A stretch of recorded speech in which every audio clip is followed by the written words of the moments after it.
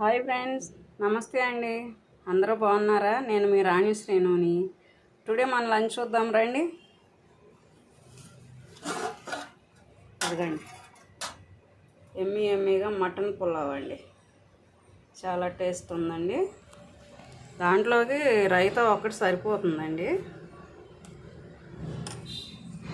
తినని వాళ్ళకి గోంగూర అండి, gongura chicken. Last gulab jam, mutton pulao and raita, gongura and last gulab jam. అంతే అండి.